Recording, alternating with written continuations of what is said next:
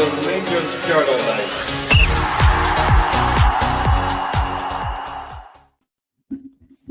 Good evening, ladies and gentlemen. This is your Rangers Journal podcast for Wednesday, the 5th of March. As our beloved boys in blue take a trip to the Bosphorus, we get a nice word from the special one, and the SFA throw another sanction. To cover all that and look ahead to what should hopefully be a good game for Rangers against Fenerbahce, is first of all my wonderful namesake, the best Ross on the pod apart from me. It's Ross Graham. Ross, how are we doing, my friend? I'm good, mate. I'm good. What an intro that was. You're putting us to shame with that intro. Christ. Practicing this it. boy on Sky Sports. Yeah, I'm good, Ross. I'm good. I want to say I'm looking forward to tomorrow night, but I think there's a bit of trepidation there as well. We just don't know what's going to happen. We're talking off air there about what Rangers team will turn up tomorrow. But look, another big game in Europe. Looking forward to it, mate. And of course, it's the wonderful face behind the Not Another Rangers podcast. It is Scott Kerr. Scott, how we doing? And of course, get your obligatory plug in. That's fine. I've plugged us enough. Everybody knows where to go if you want to see us on a Friday night or a Monday night. But happy to be back on with you guys. It's always a pleasure, and looking forward to talking about Rangers. I know at times it's been brutal this season, but listen, at the end of the day, we're Rangers fans. We take it through the thick, the thin, and leaving off at a moment. But it's good to be back on. Perfect. And also just a wee quick shout out to our sponsors by Off to the Match I Go. For any top tier Rangers memorabilia, get yourselves over to their, scan the QR code and go and have a look at the merch over there by the guys at Off to the Match I Go. Also visit offtothematchigo.co.uk. Check their stuff out. Some of it's top tier. But we'll get on to all things Rangers. Of course, it's never a quiet week for the Teddy Bears. As we've travelled over to Turkey, the team travelled this morning on Bear Force One, as some people have liked to call it, to face Fenerbahce. Ross, we'll go into the game first.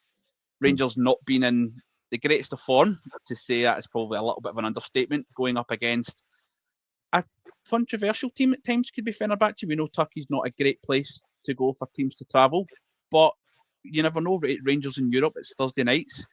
How do you think we can go?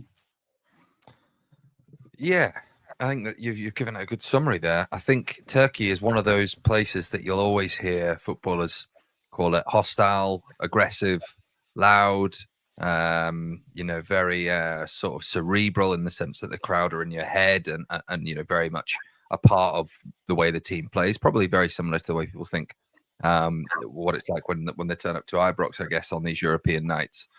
I think any team that's coached by Jose Mourinho is going to be a challenge. You know, the guy's won everything there is to win. He's highly respected, always sets his team up well. And I think it's more about how they play than how we play in a strange sense. We've found it so difficult to unpick teams this season when they've sat in. And it's been a common theme over the past few seasons. That's always been something that we've found really, really tricky to do. Especially without the kind of speed that we maybe have once had in the past with a lot of the players that we've got. They tend to be technically good players and like the ball into feet, but actually they're not sort of a knock it and run type player. So that presents a bit of a challenge. I think, as you said, it's an unknown quantity, right? We've seen some fantastic performances in Europe. Our best performances of the season have been in Europe. Look, they'll be well versed in the turmoil at Ibrox and the challenges that we're facing as a club and from a management point of view, a boardroom point of view, and sort of overall performance point of view. But look, my view is genuinely it's a free hit. I think I'm not really expecting to get anything from the game and probably from the tie, to be honest, both legs. But we'll see what happens, see how it unfolds. You never know. Stranger things have happened, I guess. Absolutely. Scott, Turkish teams, especially the big ones, Fenerbahce, Galatasaray, Besiktas, Trabzonspor, they seem to always just have this collection of players who have played at the top level. You know, Fenerbahce at the moment are obviously managed by Jose Mourinho, who's not at the peak of his powers, but he's still, as obviously stated, a top manager, the master of the mind games. They've got some cracking players, you know, Fred, Erin Dzeko, who was a Premier League mainstay for years, Dusan Tadic. So they're a team that we cannot take lightly in the slightest, can we? No, we can't. And no, having a good form at the moment. I think they're playing really well, especially at home, and they've got a lot of guys that played in the English Premiership. They end up going back to Turkey, going to other countries like that. But they've got Amrabat as well. I think they've got him there as well, and they've got a boy. I think he signed. I can't remember his name, but he signed for Inter Milan. Was it a back? I think I can't remember his name. Maybe one of you two know, but he looks decent as well. And listen, it's going to be difficult. Going to be very difficult. And I watched some of the game last week against Galatasaray just because we were coming up against them, and Josie knows how to set up, so he doesn't get beat at times, especially when he has to go to places where it's going to be difficult. And he's always done that all through his career. Man. He's maybe not in the peak of his powers like he was at maybe Chelsea and Madrid, etc., and at Milan, but he still knows how to shut up shop. He still knows how to get victories. He still knows how to win trophies, doesn't he? I mean, he was at Roma and he wins I think he wins the Conference League Cup there, so he can still do it. I think Tottenham's the only club he's been at. He's never won anything. I could be wrong, but it's going to be very difficult. I'm just hoping, Ross, if we can go over there, set up like we've done in the past in European games away, and maybe next something. My heart's telling me my head's telling me we probably won't. My heart's telling me we might. But as long as we can keep the tie open for the second leg, that's what I'm looking for. If we can keep the tie still alive for the second leg, then you never know, because we've had a lot of good nights at Ibrox. Even when we've been playing poor in the league, we've always had good nights at Ibrox in the Europa League. Ross, Scott makes a great point there. Talking about that, even if it's obviously a difficult place for us to go. If we can stay in the tie, not to say that we can't go there and win, but if we go there and avoid the proverbial scudding, is that I think that's the main aim for Barry Ferguson and the team, is just to bring it back to Ibrox and use Ibrox as what we spoke about in the past, as a thing, as a motivating factor, or is this become a little bit of a season that's, because we're now at the stage where it's a bit of a write-off? Do you think it's going to lose that factor, or do you think the fans will show up knowing there's still this to play for, knowing we can make it a special night and try and push the team on? Yeah, it's a good question. I think given that this is the only viable competition, tournament, whatever you want to call it, that we could actually get something from and sort of retrieve some level of success for the season, I think the fans are behind it. I think the fans are raring for it. I guess in response to your question or the start element, which was about bringing the tie back to Ibrox, absolutely. I think if we can get a 0-0, a 1-1, anything that aside from a thumping, we're in with a shout at Ibrox. We know that is a huge part of the success that got us through to the Europa League final, and we had some brilliant scalps on the way there.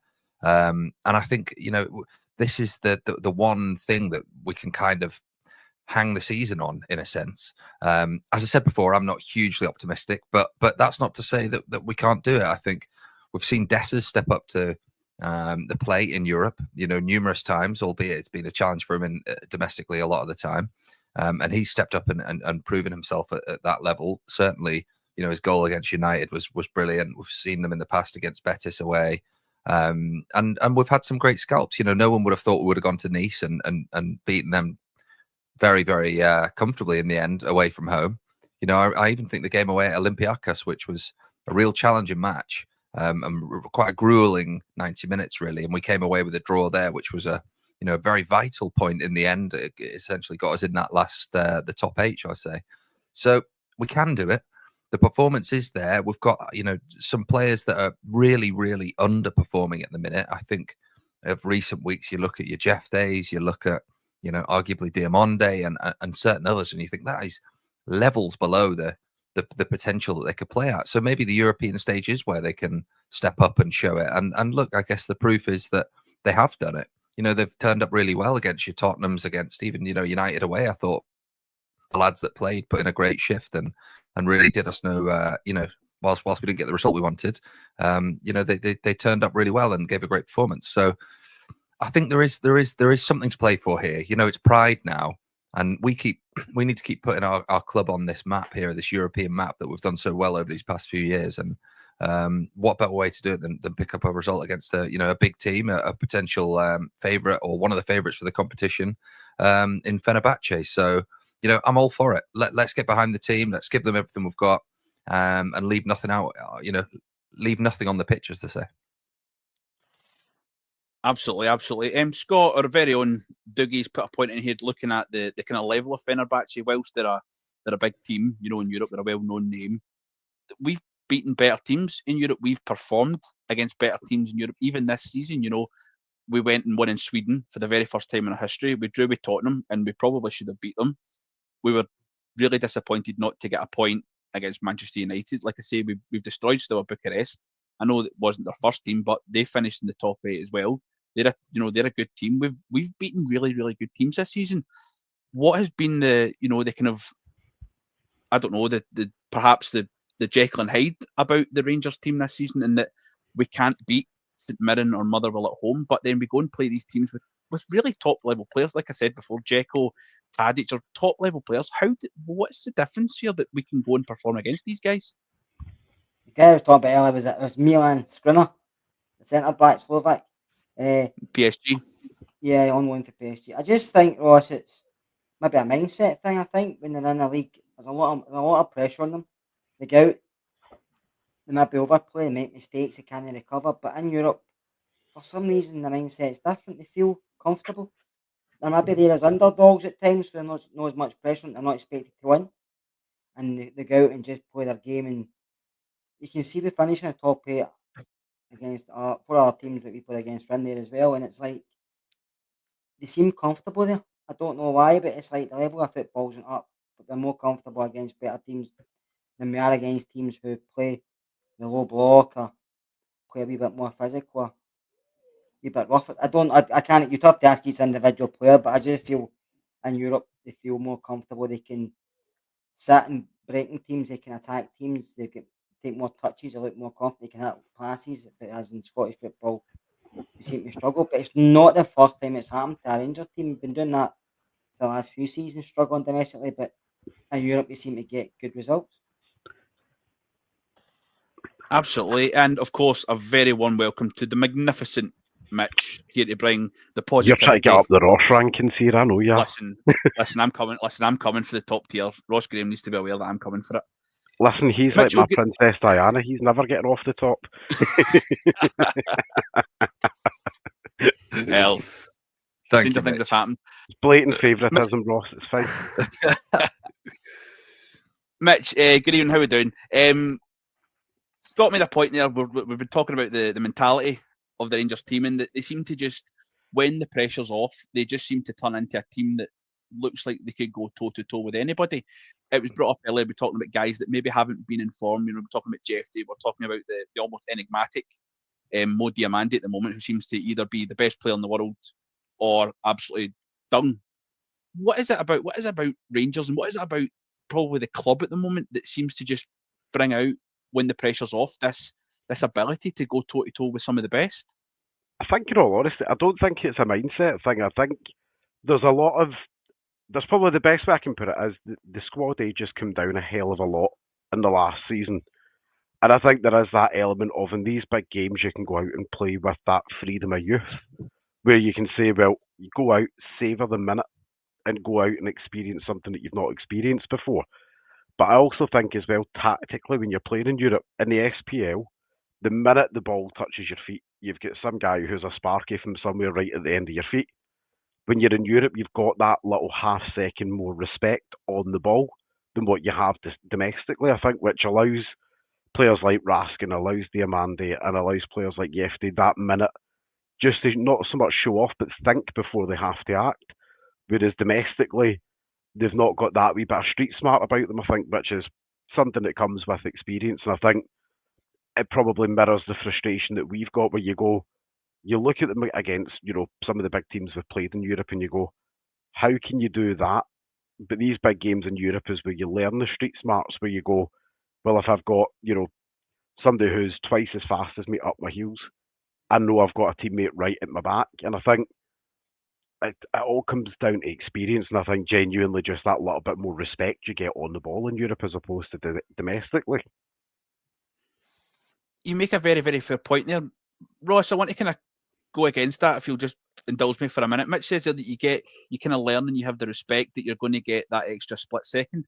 Why is the Rangers team at the moment domestically not learning that they're not going to get that extra split second on the ball? Do you think that's down to training, or do you think that's down to something else? I'm just throwing it out there.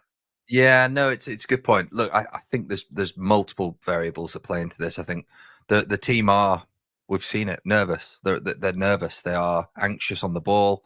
They're not willing to take charge of games. They don't want to be the one that makes the mistake. And I guess a lot of the players are new to an environment where the scrutiny and the sort of global fan base that we have means that any mistake they make, it will be kind of ripped apart and torn to shreds. And I think they've probably seen how quickly people turned on Clement and have turned on people like Barron maybe when they've made an error, and they just don't want to be that person to make the mistake.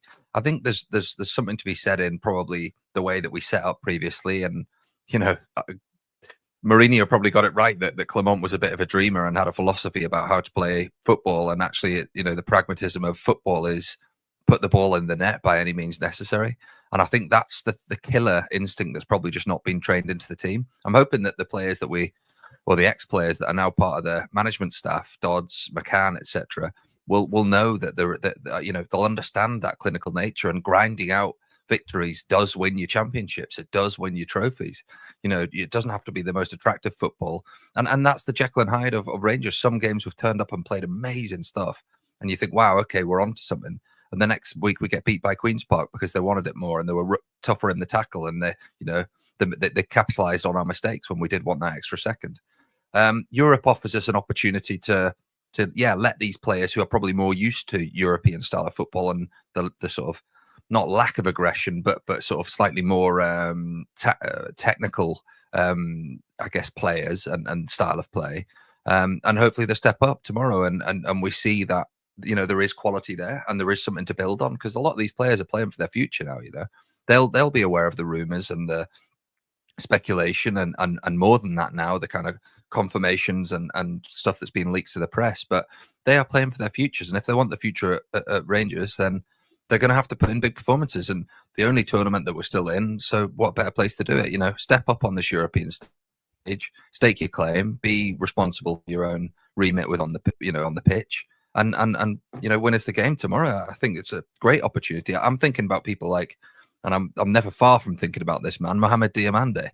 I think the guy does have talent. He does have quality, but he needs to show it more. He needs to grab games, and he is the one player who a lot of Rangers players are holding hope out for, has got the talent and the quality and the technical ability to turn a game on its head, but we just don't see it enough. So I would urge, if I could say anything to players, it would be take responsibility, take the ball, be accountable, and just be responsible for what you need to do. And if they do that, I think we stand a chance.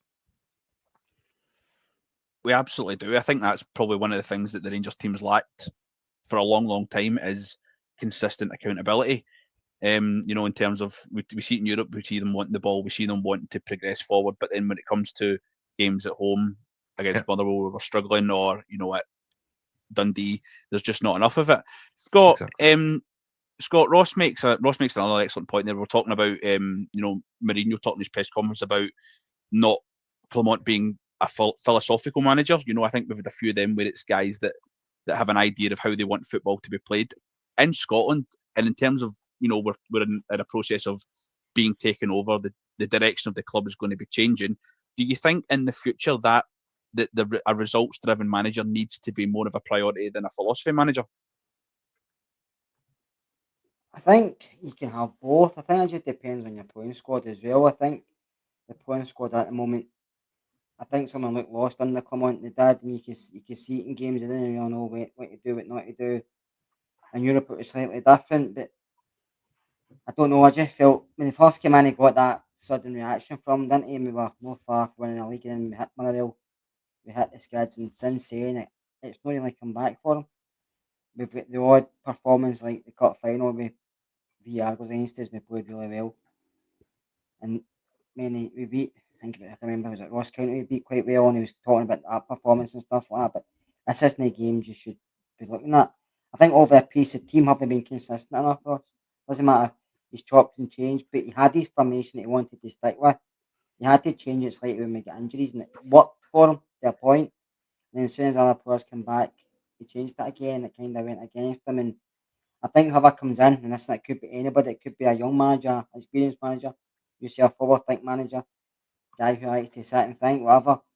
but I think he's going to have to get his own personnel in a way. I don't know if some of the personnel we've got are more suitable for European games than they are for Scottish football. I know a lot of people don't think that's a thing, and listen, it's only my opinion, but I think sometimes Scottish football, people think it's easy, but it's not. They struggle up here, and I don't know why they struggle, because technically all our players are better players than the teams we faced in the league. But I maybe think it's a apart from the course physicality aspect, I'll be honest. physical, yeah, but as me, you see him proper in Europe, and he looks really good, but you see him in the league and he struggles because somebody's breathing down his neck after 30 seconds. You know, on Saturday, Motherwell got a corner after 20 seconds, and it was just a long ball. So I think some of our players are more suited to the European game. Whereas when you come up to Scotland, you need a different type of player, don't you? You need somebody who can get stuck in, has got a bit of legs, but we're not getting the pace in that team, and really got a lot of height either. In the Scottish game, I'm not saying it's kick and rush, but it's slightly different for Europe. When you play against better players, you do get more time. But when you play against people, it's not as good. They're going to harass you, because I know that's a way to get under your skin, and unless you can take that, some players can take it and fight back, but others can't. You've seen on Saturday, Lennon Muller was a standout, but Andy Halliday was running the show for Motherwell at points. And this is Andy Halliday that left us because we thought it wasn't good enough. Because Raskin and Diomande were kind of shirking. We had nobody willing to put a foot in the ball and say, right, let's start. So Europeans different. It's like we went to Old Trafford and we done really well. We played against Spurs. We should beat them. We should get a result at Old Trafford. We've been to Betis. We've been to Nice. And we've done really well. But when we come back home against teams who they think they should beat, they don't. So I know Mitch mentioned that he does think it's a mindset, but I think some players it has mentality. I think some players have to look at themselves. I think they're playing for their futures, not just for Rangers. I think they're playing for their futures about getting a transfer somewhere else. Because in my opinion, half of this squad shouldn't be here next season. Really, I actually agree with you 110%.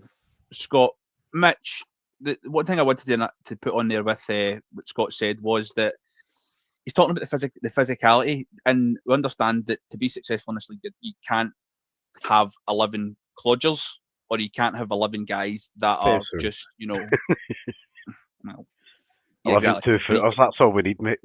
Right. Well, if that's what you think, then it's got to make my question completely moot.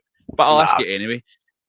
Barry Ferguson did allude to it after the St Mirren game that he wants more physicality in the team. The guys that you would claim to put the physicality into the spine of the team do John Sterling. He also brought up John Souttar. Were guys that he thinks can give us that strength in the park. Do you think sometimes when it comes to the physicality of Scottish football, where we do have guys that we are infinitely better than at football, they know that all they have to do is just put a bit of physicality in, and we're really, really easy to play against. It's obviously one of those things as well that what we did bring up is the speed of the ball, the speed of the game, is that you can just fly into somebody here and you will get away with your first 2 or 3 fouls without getting booked. So do you think there needs to be just a little bit more of perhaps a stronger spine in the team? I think it's a I think this is a 2-tier answer to give you, because as always I can't give you just a straightforward yeah or nay. But I think genuinely, I think this team misses 2 things right now. A bit of steel in the midfield, just somebody who's the general. You do not go beyond the line. You stay there, you get in the trenches and you get stuck in about it. And as much as I was joking about a 2-footer, but somebody who's going to grab the midfield by the scruff. Because at the back, we've got enough players to take it by the scruff. They just don't show it enough. But equally, the team lacks athletes at the moment. Players with pace. Fundamentally, and I hate to use the term, but when you look at Maeda across the road, functionally, he is an average footballer. But he's quick, he's durable, he gets in your face, and he's got a half-decent touch on him, which makes him look so much better domestically than what he actually is. If you put him in a top 5 league anywhere in the world, he would probably look quite average when you put him in there, but he looks like an absolute worldie here because he's fast, he's mobile, he doesn't often get shugged off the ball unless it's an Old Firm, but that's a separate issue on its own. But he doesn't get bullied off the ball. And you go, in Scotland, that is literally the calibre of player you need. Somebody with a little bit about them, bit of street smart, but a set of legs. Leave a midfield general in there, someone solid at the back, and you need at least one of your fullbacks to be solid that says when you've got a John Souttar or when you've got that maybe an Enciala who likes to break the line a wee bit, that's fine. My fullback's slotted in there and he's going to deal with it. He's got pace to deal with it. He's got the physicality to deal with two big 6-footers that look like they should be on a scaffolding site. He's fine with them. You know, and that's what you need domestically. And I think that's the thing that as much as we've had to do, thanks Anderson, I'll slip you that tenner later. But what we've had to do, I think, domestically in the league, and it's been quite apparent when you look at the pieces of the breadcrumbs over the windows. The last two windows, the heavy hitting wages have been gutted out the team but not replaced with, you know, some are 18 out, 11 in. That does leave a hole, regardless of what we think of the hole that it's left. I know most of us have called some of those players a certain type of hole over their time while they were here, but in the January window, more left and one came in. You can't keep stripping and stripping and stripping away from the team without putting something back into the team. And you start to look at the signing of Fernandes, for example, and you go, well, was he just a token signing essentially to say, right, there's somebody to shut you up? Because really, they signed him a couple of weeks later, Souttar came back, you know, and a couple of other players started to come back around him in the defence, but it suddenly didn't look too much like a patch-up job anymore. But to go back to the original question, I do think we miss athleticism in the team and just a little bit of steel in the midfield. You put a bit of pace on that wing like Cortez and give him a relatively competent partner in there, you know, in the midfield that's just a little bit more robust and a little bit more stronger. He'll be absolutely fine. I do think the Diamande slander, by the way, looking at you in particular, Ross, this is why you're dropping down the roster rankings here. But Diamande has been played out of his position by Clement the whole time since he's been here. When you look at what he did at Norstad, he was beautiful in the left-hand side of the midfield. Absolutely stunning.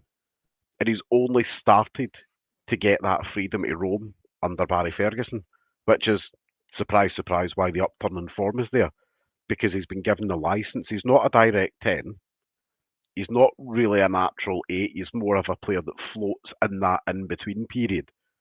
And if you give Raskin his opportunity to be the steel at the base, and then give him two loaders in front of him, that's how you solve the midfield domestically.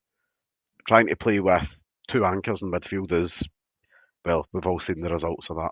But yeah, Diamande will be all right under a sensible manager who's tactically flexible.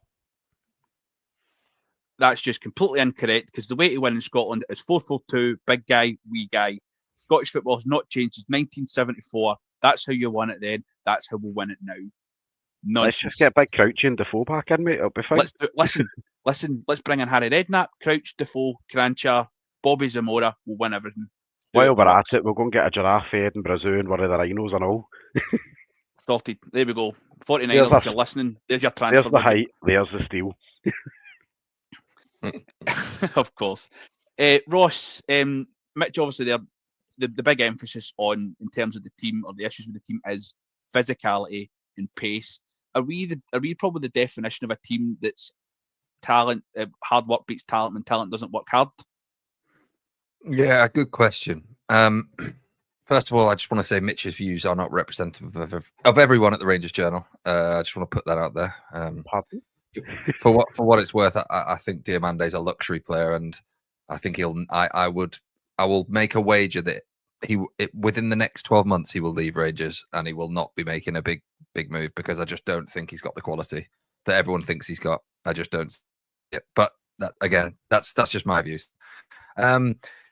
Yes, with regards to your question around sort of hard work but quality, I think there's something that Rangers have missed, and I think it's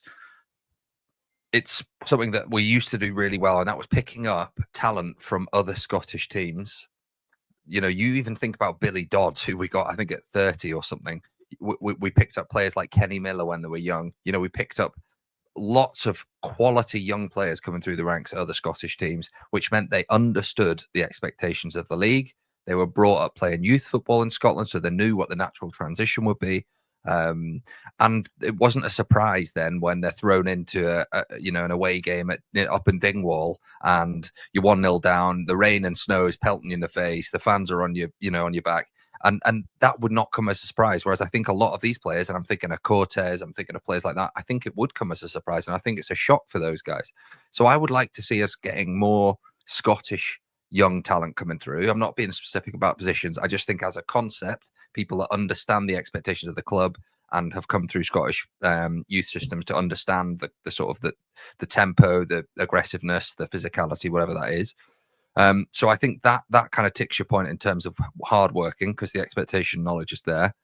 But I think also, I guess next point is, I think the fact we're getting a sporting director means we'll probably get a young experimental coach in. I just think we will. It's not exactly the thing that I would want, but I genuinely do think we'll be getting someone young in with a sporting director to kind of put an arm around and maybe have a direction of travel.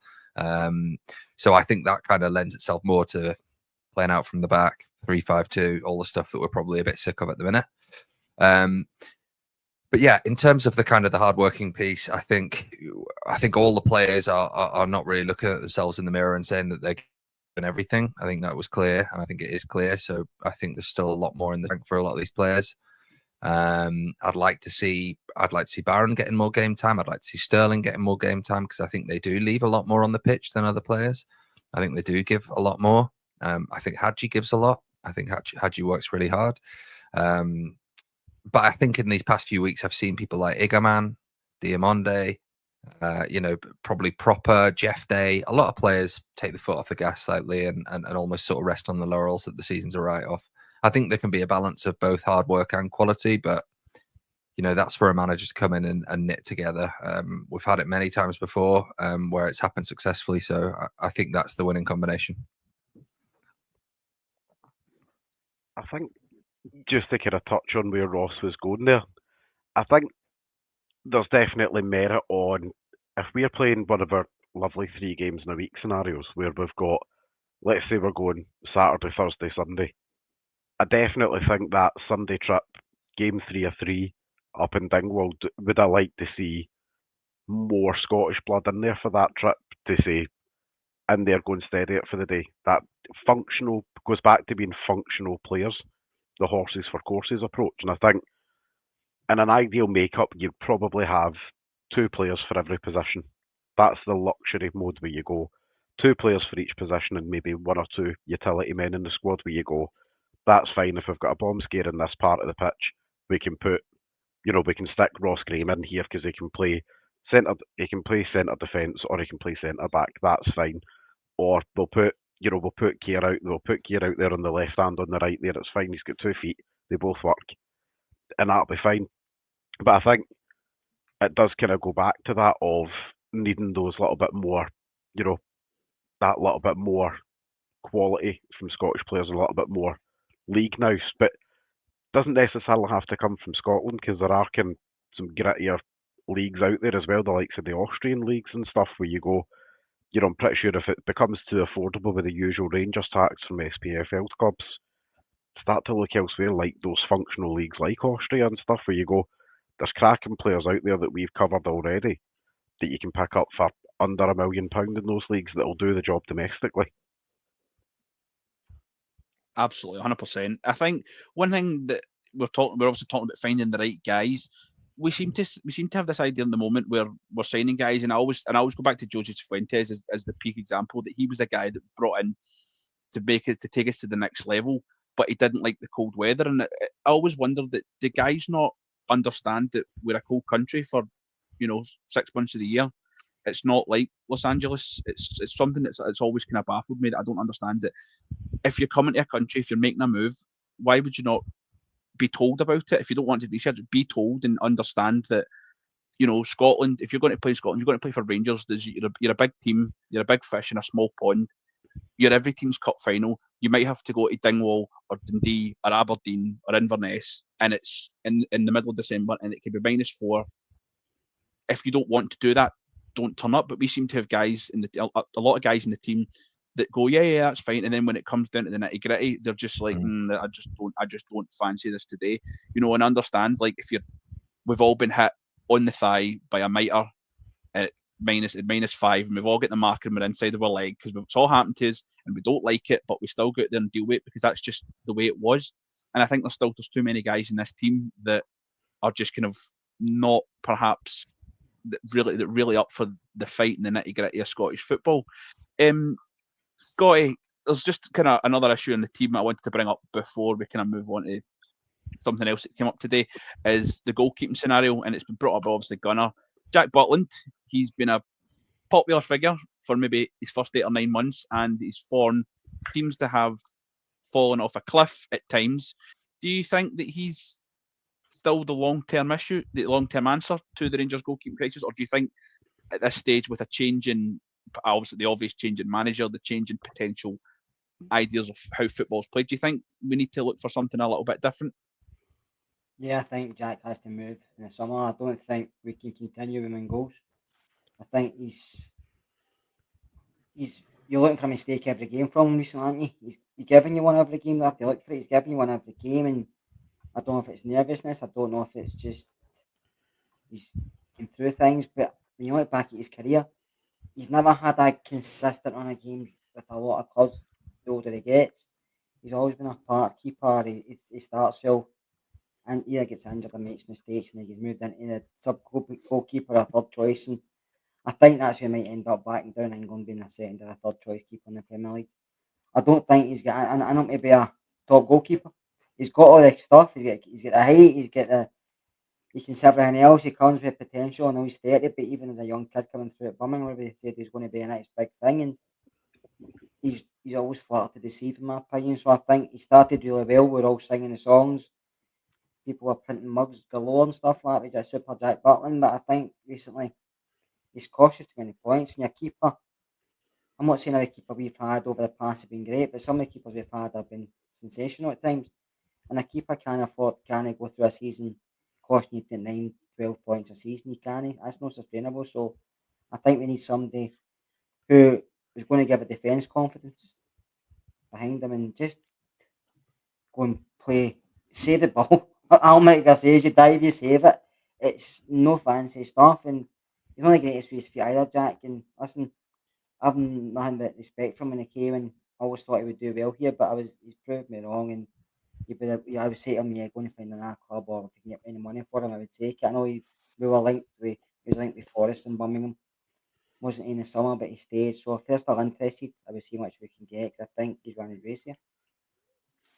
I mean, if there's a guy at Rangers who's not playing well, I'm sure Birmingham seems to be the most popular destination at the moment for a player like that. So big shout outs to Tom Brady for signing all our guys we don't want. Ross, just to kind of emphasise something like that, do you think there's a little bit of an issue? We're talking about Jack Butland's form in the inconsistency between the selection of the central defensive pairing. Obviously the last couple of weeks we've had Suter being injured, Balogun's been in and out of the team. We've had Robin, the inconsistent Robin Propper, who at times has looked great in Europe, but has looked like he's never headed a football in his entire life.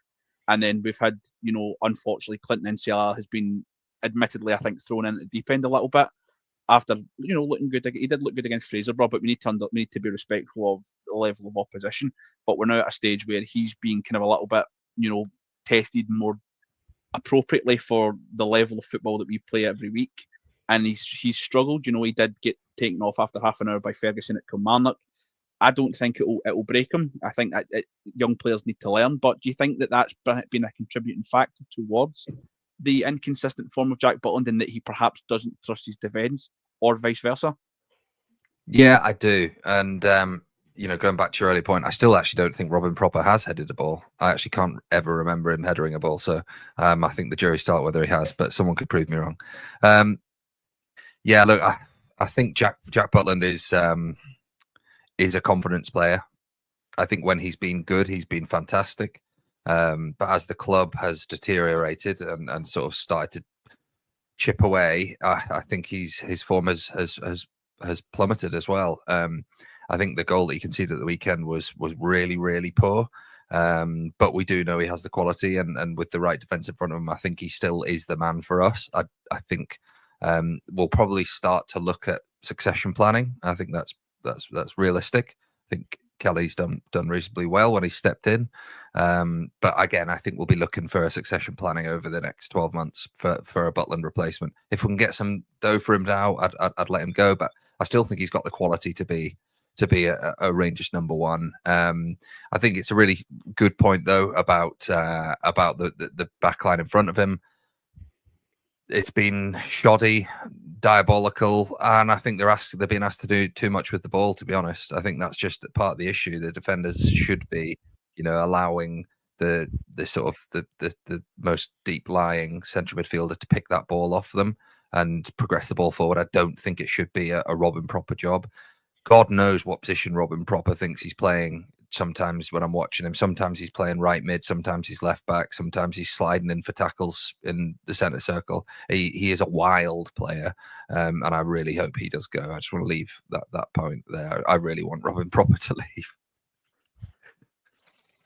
Is it because you get better hair than you? Is that the issue? Is it just a bit of jealousy there? That's up for Right, discussion. this is why you're going down the Ross slander. You can't be talking about anyone's haircut. Listen, I've embraced it. I chose to be like this. This is a choice. I mean, there's a Not difference. not my choice, genetics choice, but it's not my choice. Look at your Ross, wonderful coiffed dome there, and you're just I'm just jealous. Waterproof. I'm so jealous. I'm just so jealous. Honest to God, I'm so jealous. You've got no idea. Can feel it. Mitch, the last thing on it, like I say, the last thing on the team, they were talking about the inconsistency of the defence. Do you think that obviously as well we're talking about the inconsistency the centre back pair? Do you think that the fullbacks as well they've got to take a little bit of responsibility with the inability of them to kind of nail down a spot? I know although Jeffrey has been the first choice left back, probably more through necessity than anything else, because Ridvan Yilmaz at times has been drafted into play on the other side on his weak foot. I think touching on I'm going to slightly pedal back to the Jack Butland situation. We are on something, I believe I read it the other day, that it's about 11 or 12 different variations of a defence this season. It's hard for a keeper to get form when there's no consistency in front of them. And we've got right backs playing at centre back. We've got centre backs playing wherever Robin Proper feels like he's going at any given moment. And we've got youngsters in front of him. Then he's had his spell out injured, obviously, with the injury that he had. And I think it's probably sums up the season overall, where you're like 2 steps forward and about 20 steps backwards, because we can't get the consistency and the confidence in the back line when the back line has to keep changing all the time. And that consistent changes has to leave you, no matter how experienced the keeper you are, that has to leave you with the jitters at the back, where you're like, you've got a young kid there that's played less than 10 senior games of football.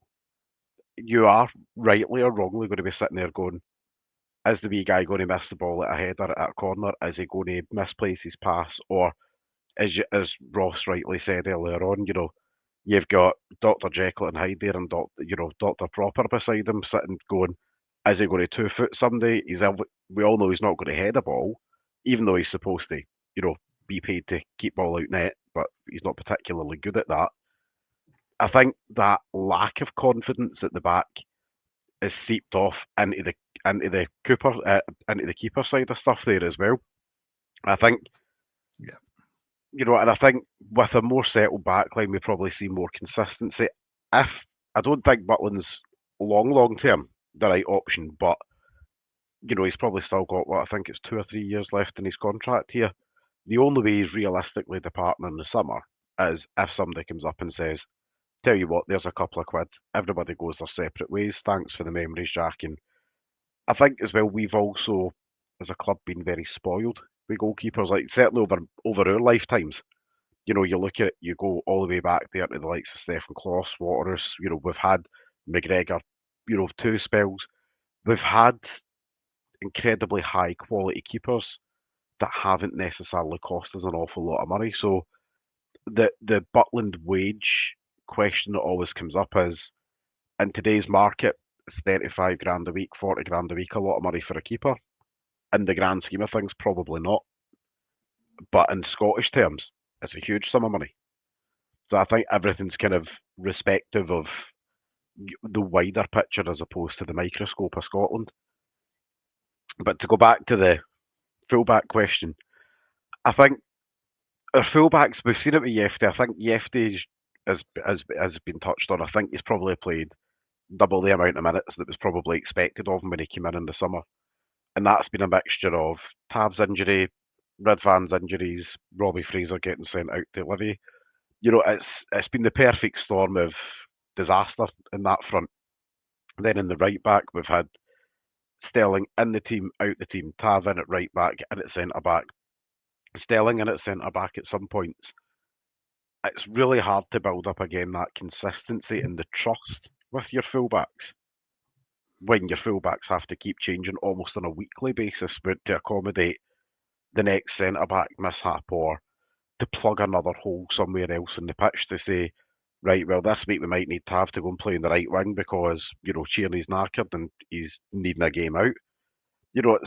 I think and then we've obviously got the Casemiro situation where, his legs turned into cheese strings, obviously a couple of months into the season. I think Casemiro was probably likely to be the more natural first choice left back over the course of the season, and probably rotating between him and Yefty with Ridvan.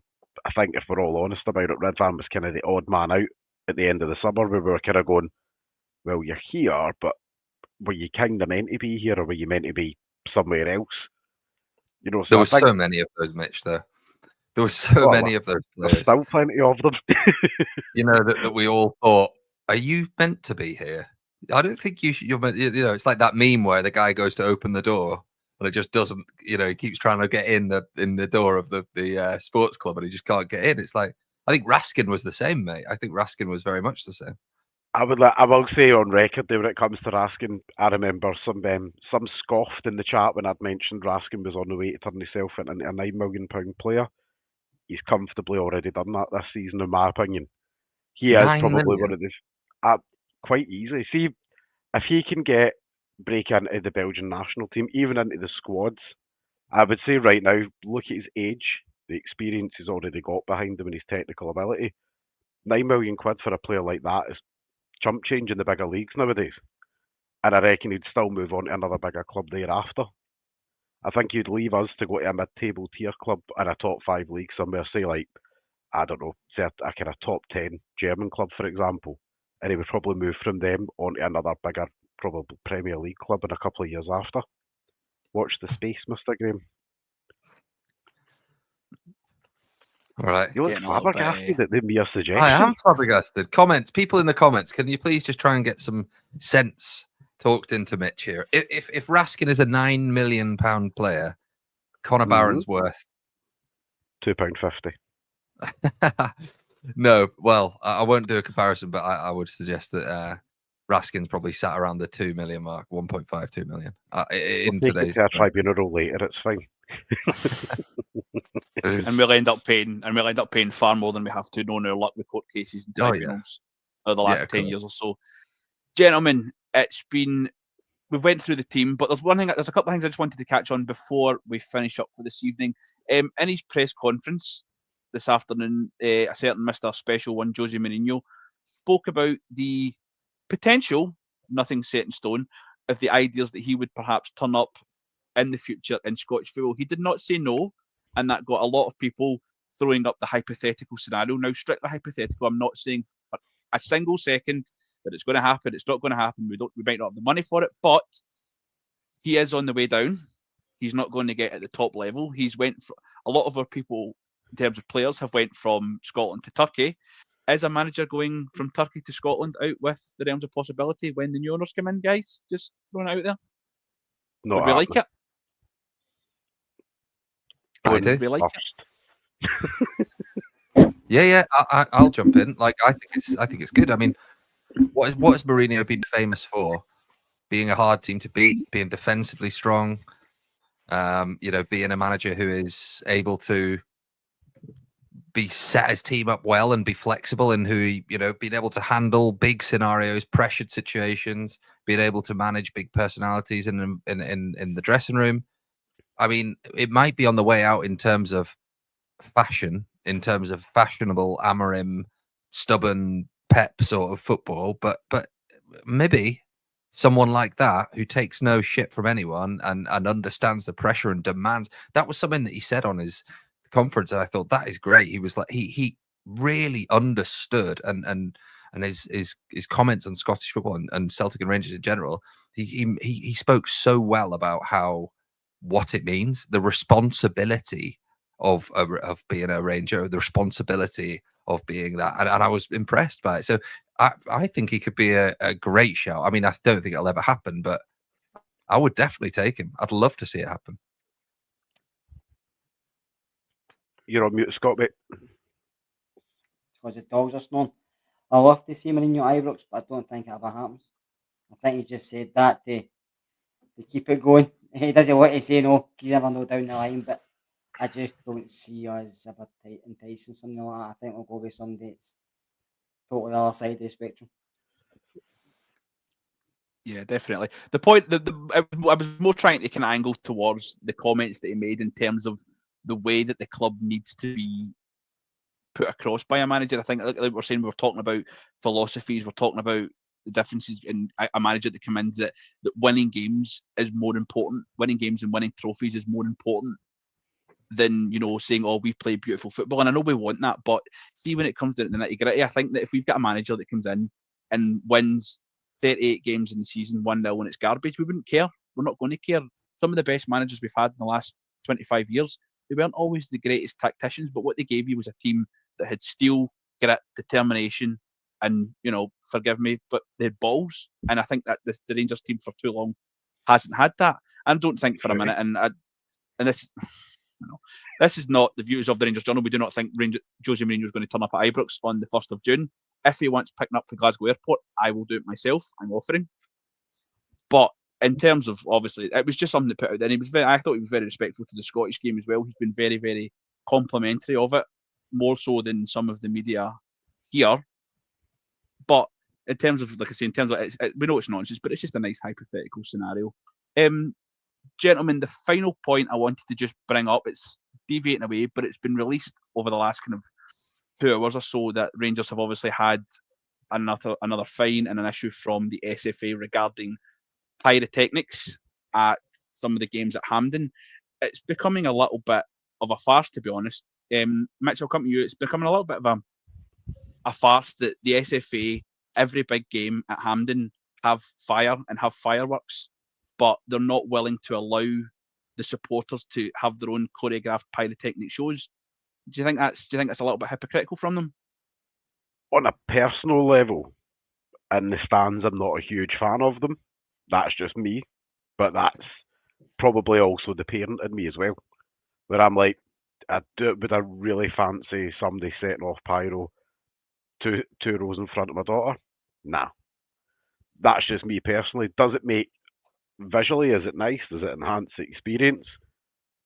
Aye, to a certain degree, if done properly. I think my issue is as well, though, they stink after they've burnt out as well, though. The place smells like boiled fart for a good 5 minutes after, like, absolutely horrendous. But I think what the SFA in particular need to be mindful of is you can't punish one, then not punish all. Because it seems to be we're the bearers of all the fines, and obviously we've now been told, the subsequent 500, I think, was it 500-600 tickets, that we're now getting left. Celtic have had it removed as well. They've had it removed as well, and so that's it has been at least the only team that haven't had that has been Aberdeen, and it's basically because their pyro display didn't work. It's pathetic. And to be fair, I mean, there's only 500 of them that come down anyway, so exactly. So it would make absolutely no difference to Aberdeen. But yeah, to kind of sum it up, overall, not a huge fan if I'm in the stands with it. I'll be honest, that's again just parent in me, not a huge fan of it. But equally, if like everything when it comes to the west coast of Scotland, if everyone can be an adult about it, then there's maybe a place for it. But those standards need to be wheeled out across the board, I think, and agreed by everybody. Absolutely, we'll just come across it. Ross, the pyro, are you a fan? Are you not? Do you think there's no room for it in the domestic game, or do you think it's something that should be left to the clubs across the continent? Yeah, I mean, look, I think I agree with Mitch, to be honest, for once. You might want to clip that one, Mitch. But yeah, no, I think in terms of the safety, that has to be paramount. The safety of people there, the safety of kids. We want it to be an inclusive environment for people and not, worry about being unsafe. So that obviously first and foremost. Visually, from watching on TV or being there, fantastic. What a spectacle. Looks incredible. You see it on the continent and it looks so cool. And it looks, pretty powerful. So yeah, no qualms for it from that point of view. If there's a happy medium in there where it's a kind of, I guess, what's the word, like a supervised, sounds naff, but you know what I mean, something where they sort of agree beforehand what the pyrotechnics plan is and the safety procedures in place, then yeah, no problem with it. I think fines and this sort of thing just kind of can descend into chaos because one fan with a pyrotechnic could then potentially damage or have the club fine. So I think it needs to be kind of just very needs to be kind of kept an eye on, but just let's not go too mad on it here. At the end of the day, they're passionate fans following a football match that obviously means a lot to people. So yeah, take it with a pinch of salt, but if they can get the safety elements right, then yeah, all for it. And Scott, you've got the final word.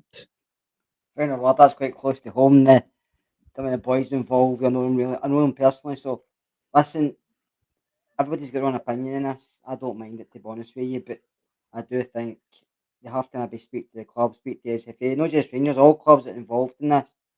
Maybe get around the table and say, listen, the fans are going to do this, whether you like it or not. So if we can do it in a way where, like Mitch and Ross has said, make it more safety, then you can do it, because it does add something to the game.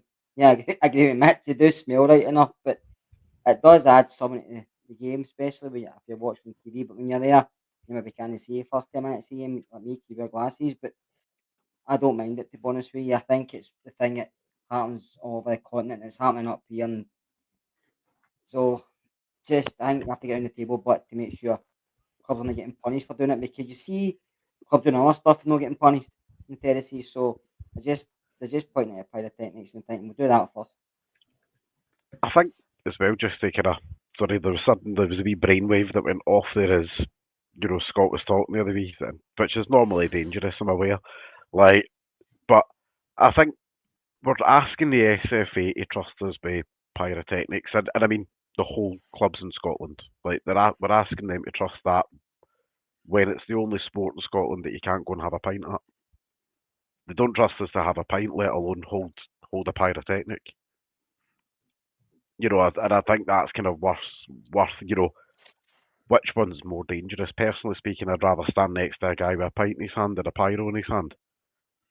But is the reason people are bringing pyros to the games? Is it because they can't then have that better match day experience with, going having a beer or whatever and doing the things that they used to do with their dad when they were younger? Yeah, definitely. I mean, like I say, it's open to interpretation, and everybody's entitled to, their opinions. And there's not really a right or wrong way. I think there just needs to be a safe way to do it. Gentlemen, we will leave it there for this evening. The conversation about alcohol at football has came back to the fore today, but that is a chat for another night. First of all, I just want to thank my wonderful co-host. First of all, Ross, thank you so much, my friend. You are welcome. Been a pleasure, lads. Great to see you all. And thanks for those at home watching, and some great comments on the chat as well. To Scotty. Well, Ross, thanks for having me back on. I enjoyed it, and good to know me, the other Ross and Mitch as well. And the magnificent, polarising Mitchell. Mitch, thanks, my man. Always a pleasure, boys. Especially to see Mr. Graham. It feels like I only see him every other week. It's true, Mitch. It's true. I'm a busy man. I'm in demand. It's this hair, you see, all these hair modelling jobs. You know where I am. Just always a pleasure, boys. Just a final shout out to our sponsors, off to the matchigo.co.uk. Scan the QR code, type it in, and if you use the promo code Journal10 as provided by the gaffer Scotty for 10% off your order, get over there and check out all the Rangers memorabilia from the guys at Off to the Match I Go.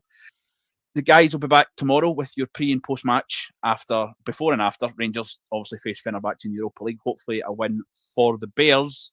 And I just want to leave you with my own thanks. Thanks for your comments, questions. Give us a like and subscribe on all your socials, Facebook, Twitter, YouTube. Anywhere you get it, we'll be there.